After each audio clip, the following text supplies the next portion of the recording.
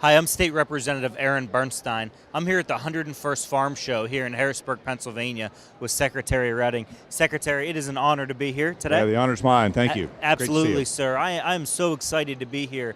As I walk around here, and as you know, I have a background in agriculture. We have a small farm in Lawrence County. It is great to see agriculture and the things that are happening here. What's your overall perception when you walk around a place like this? Well, I always get energized about agriculture. You know, sometimes we deal with ag sort of topically, right? It's an issue of land use. It's the Chesapeake Bay. There's some other concern. Here you really come at it from a state perspective. And I'm always encouraged by the diversity that's here. You get a conversation started with people who maybe you didn't even know they were in the conversation, right? And now they're here. And you get a chance to really come out of this week inspired by the people who are in it and the opportunity for it. So it's a great feeling. Well, it's great. I'm obviously here in partial a official role, but walking around and just some of the things that I've been able to learn. One of the things that I am extremely excited about when I walk around here is the youth and the young people. I see FFA jackets everywhere. I see 14, 15, 16-year-old students.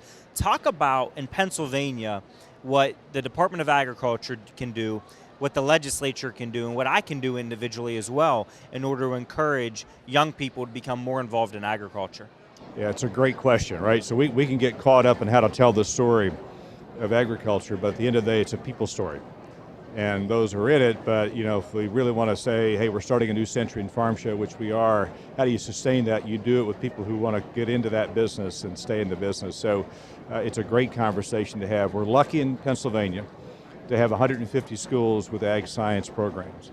But that's only a fraction of the schools in PA that we have, and so you see the dilemma.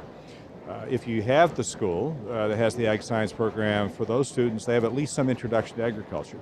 But where does somebody who's not in that program even touch agriculture? Understand this is a place that has meaningful employment, great opportunity for the future. How do you know that? I put that on our collective list of challenge. We're looking at it as a department, working with Secretary of Education, saying what's the career pathway for somebody in food and agriculture. So I think there's some things there that we should just look at. How do you incentivize that? How do you bring food into those schools? How do you talk about the environment? There's opportunity for us. We have made in the last 2 years a really hard push on the workforce development of the future. And so I think that's a great conversation to have. And in my district, I have 3 schools in particular that have FFA programs and agriculture programs. We have New Wilmington, I have Laurel School District, and Mohawk. And I know when we talked earlier, and we were talking before we came up here, we had talked about the variety of different parts of agriculture and how the West is so important to agriculture. So can you talk a little bit about specifically what the department is doing in order to encourage agriculture growth in the western part of the state in the Beaver, Butler, Lawrence County partition where we currently are? Yeah, so this was one of those issues that came to light as we started to talk about a strategic plan for agriculture in Pennsylvania.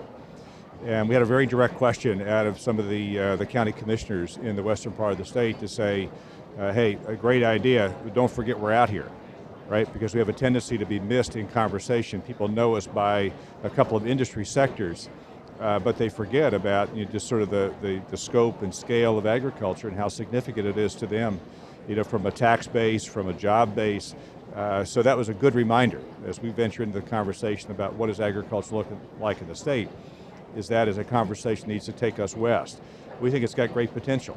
I've personally said, we have this sort of interesting dynamic where we rail a lot of the grain from the western part of the United States through the west, right, into the mid part of the state for processing to feed animal agriculture. And it's already a nutrient-dense place. We need nutrients in the west. We need the jobs in the west. So as we look at the plan, I would just sort of ask that with you there now, and you've got an agricultural perspective and awareness, is that we really ought to be talking about what does that look like? What does it mean for infrastructure? What about the feed mills as a very simple point? But what do you do with the processing, ag processing? I think there's great opportunity there, and a lot of that ground soil, population is at the right place for us in the food business. And there's, when I'm going to use the word fads, and I don't mean that in any negative way whatsoever, but sort of the latest trend is a farm to table. And that's something that small farmers like myself and like a lot of my neighbors, that might have 15, 20 head of cattle, they might have 20, 30 sheep, 40 hogs, where they're going out and selling directly to consumer or to specifically smaller restaurants that are using that. Where do you see that going in the state of Pennsylvania? And not just today and tomorrow, but over the next 10, 15, 20 years? I think it's one of the great developments of our time. There's this rediscovery of agriculture. And when people stop to think, agriculture wins. But you got to get them to stop and think, where did this come from, right? And there's been this trend over the last 10 years where folks are asking some really important but basic questions, like who's feeding me? Where did this come from? What's that guy, my neighbor, doing? I mean, all about the food and discussion. And that has been a great development. I don't see it turning back, by the way. The challenge for us, I think, is how do we sort of encourage it? You'll notice here at the farm show this year, there's Know Your Farmer area. And it was intentional. And it was about, hey, we can talk about food in the food court, and we can talk about all these sort of inputs to agriculture. But let's try to bring that together. We've done it in the Know Your Farmer area, as well as from farm to shelf, which takes some of the mystery out of the food and how it's produced, but how does it get to the store? We want to show that a little more here at the farm show. But to your question, I think it's one of the great opportunities for us, both as a state, but with 50 million people in the neighborhood, right? It's a great place to be. This isn't Kansas, right? We're not locked into, a certain infrastructure and a certain model. There's great access to people who eat 3 times a day. That's a great place to be. And people like myself that like to eat more than 3 times a day. Yeah, you're like me. The latest research says 5, by the way. So. And I'm at least there. So, Mr. Secretary, one final question, and this is one of those things that's near and dear to my heart. And also, I've heard many, many questions on it. So 4-H is a large issue. And I understand that, the previous budget issues that dealt with 4-H, people were very concerned about the lack of funding for 4-H. And I know that previously we talked about getting young people involved in agriculture.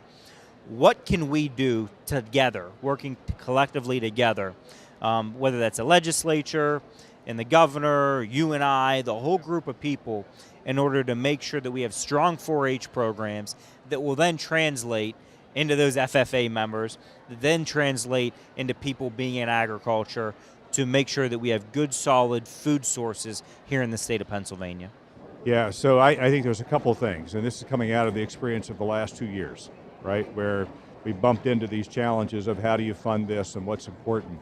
I've said many times that if there was a silver lining in the last 2 years' budget, it was this understanding of the state's role, the responsibility, and where funding, public funding particularly, where it shows up in our farms and communities.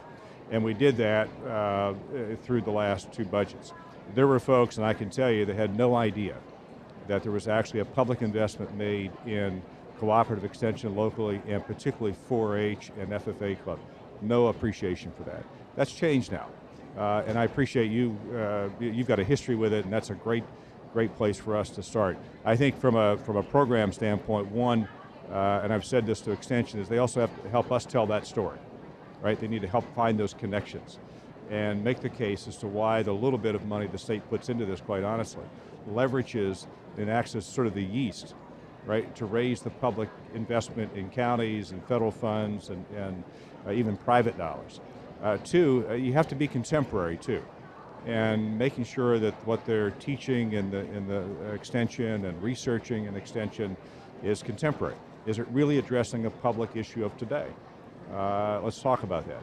And third, and I think this is really important, we don't and didn't then, but need to, talk about where does that fit in terms of jobs and the workforce that we need in the future, right? Make the case as that actually is a job investment piece.